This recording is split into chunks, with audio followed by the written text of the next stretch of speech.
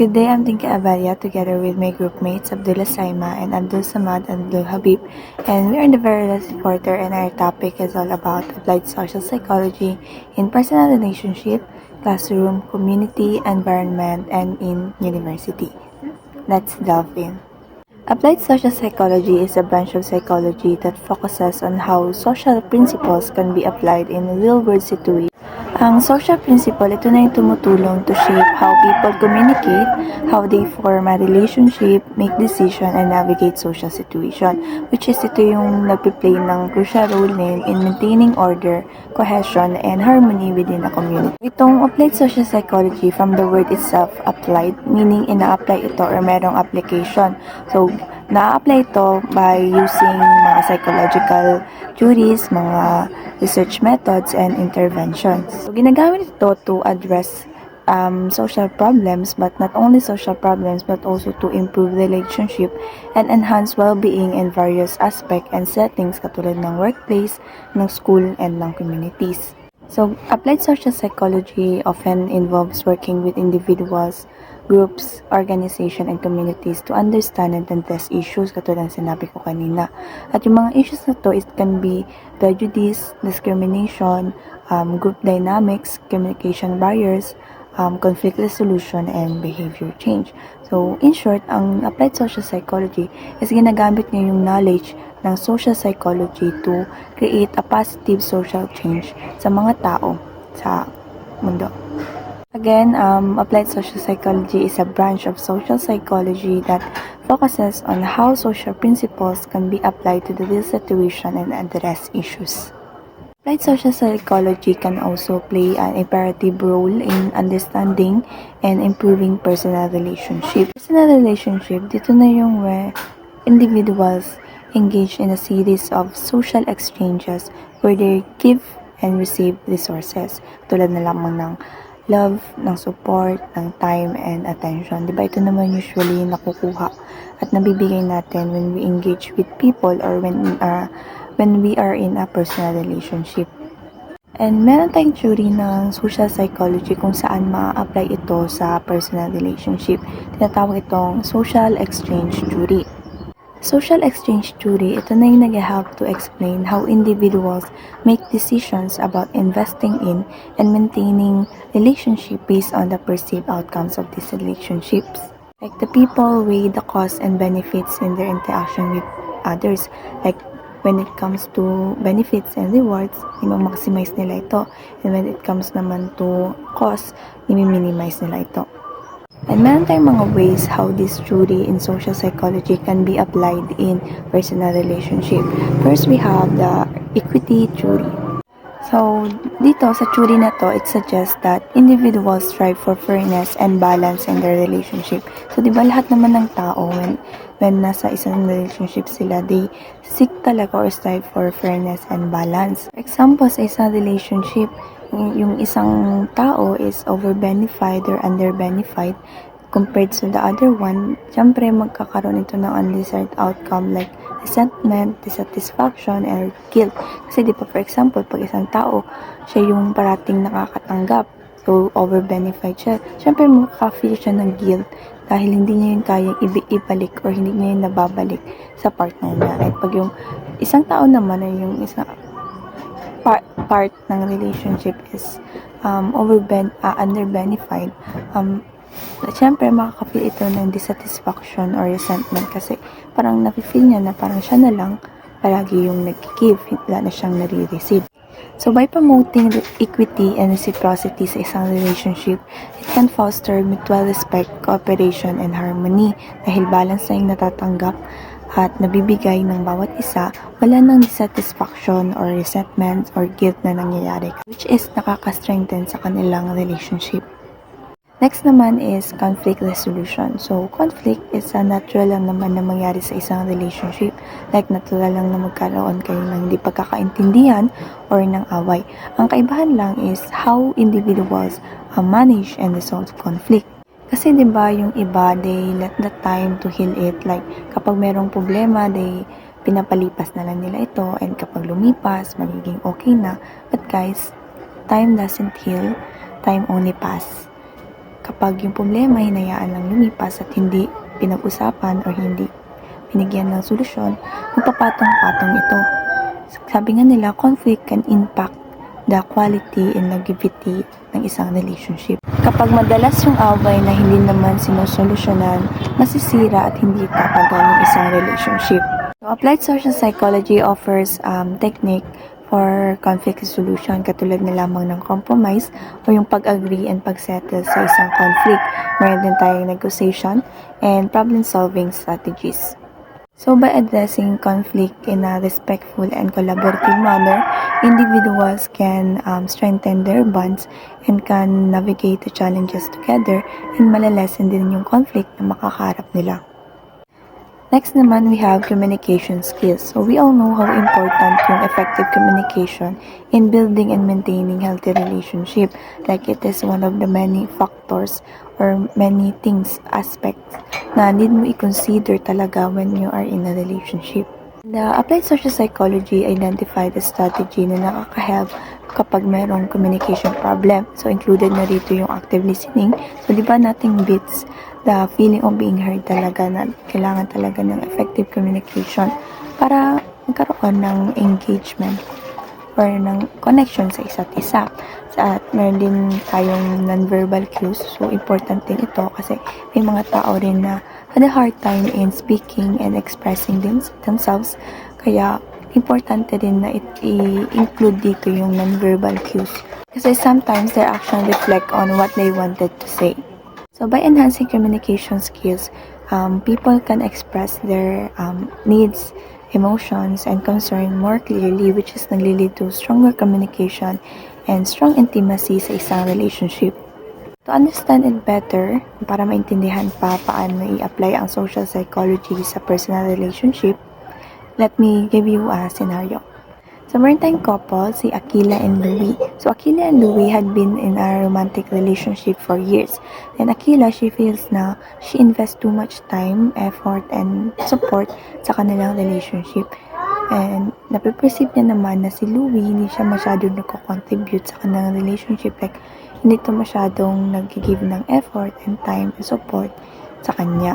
So, which is nagkakreate ito sa feeling ng unfairness and resentment sa part ni Akila. Kaya naglilid ito ng dissatisfaction sa kanilang relationship. So, to apply social psychology, Akila decided to have a conversation with Louie to express her feelings and to discuss the perceived inequality sa kanilang relationship. So, sa pag-uusap nila na ito, it can initiate a dialogue about how they both can adjust their behavior and para makaka-create ng equitable and fulfilling relationship.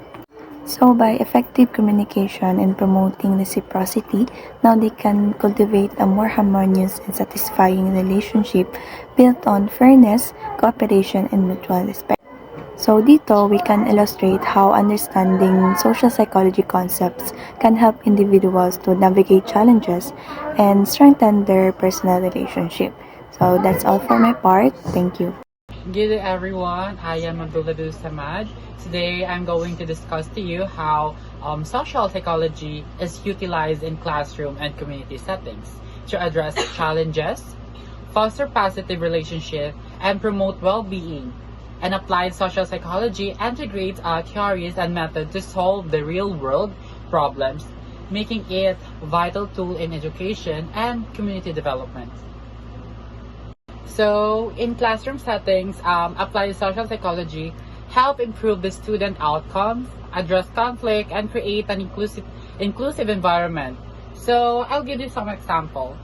The one of that is the improvement or improving the student engagement.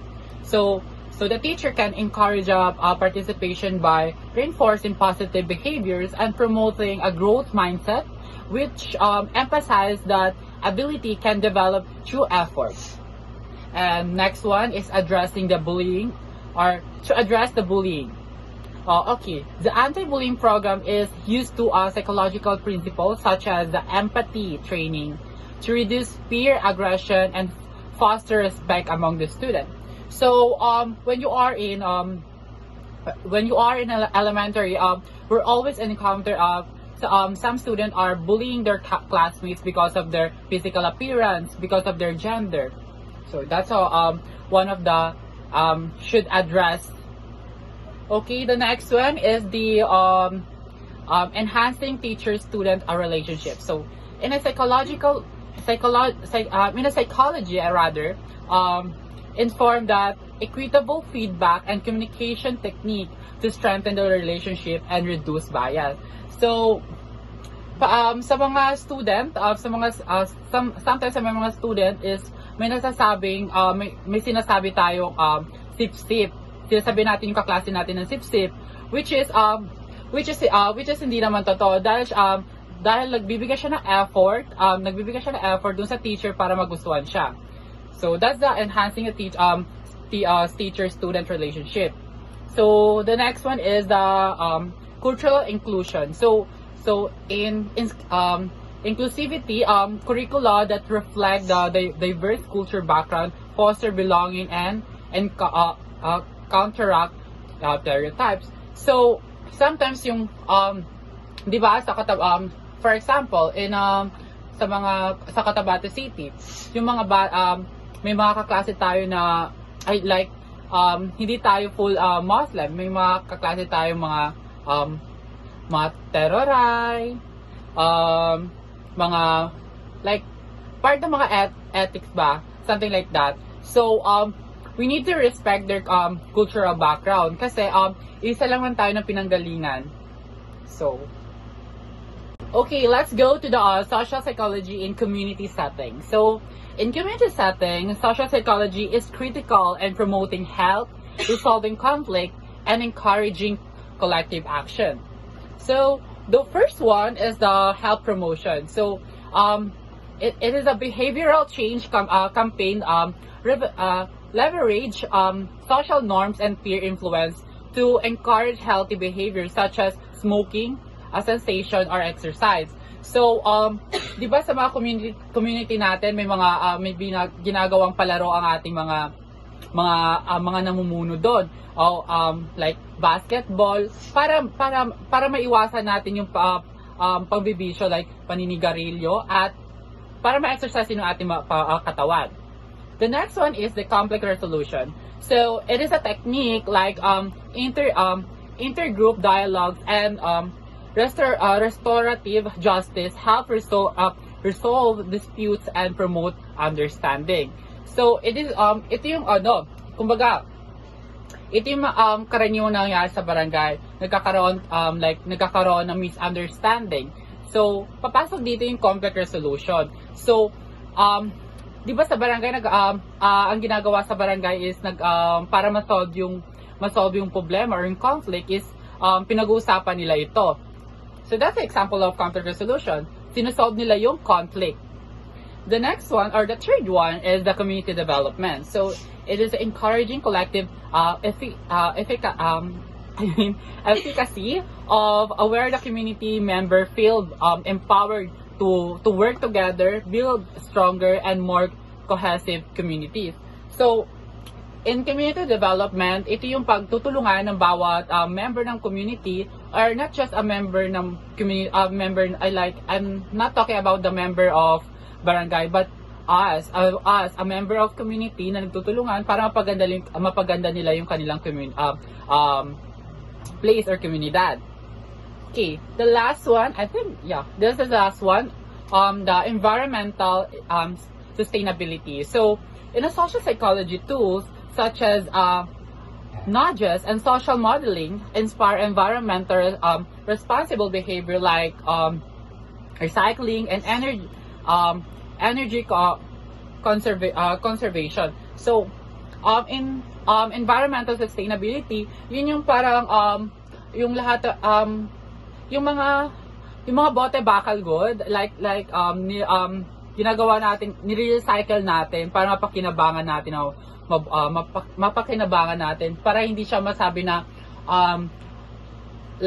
pervicious ay parang ano tawag doon, para hindi natin masabi na yung mga bote bakal is parang bote is parang perwisyo lang sa ating community. So before I end this discussion, let me let me give you some of my report conclusion. So, in this summary, apply social work, psychological offer valuable insights and intervention to promote classroom and community setting by addressing real-world challenges with proven psychological principles. It is a foster growth of cooperation and well-being, whether it is enhancing student to engagement and promoting health or build community cohesion. The impact of applied social psychology is far-reaching. So I think that's all. Thank you for your attention, and I hope this presentation highlight the power of applied social psychology in creating positive change. And I'm happy to answer any question or discussion this further. So guys, before I go, any question? Okay, no. Assalamualaikum, I'm Saimati Abdullah. I will discuss my report is about the environment in university. The environment is a social psychology refers to the physical, social, and cultural surroundings that influence individual thoughts and feelings and behavior. Environment, the social psychology, ito ay tumutukoy sa physical, social, cultural surroundings na nakakapekto sa mga tao. Like for example, people in a particular area exhibit different behaviors based on what surrounds them.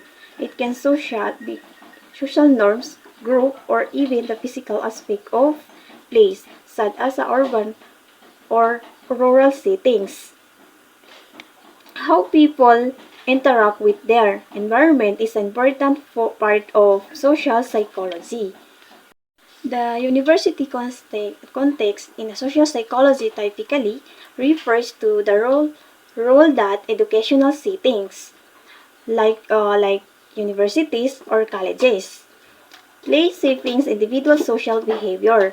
University, sa kontekstong ito, ang isang universidad ay isang specific na environment na may malalim na epekto sa pagbuo ng social behavior ng mga estudyante. For example, in the university settings, various social dynamics such as peer pressure, academic stress, at group identity formation.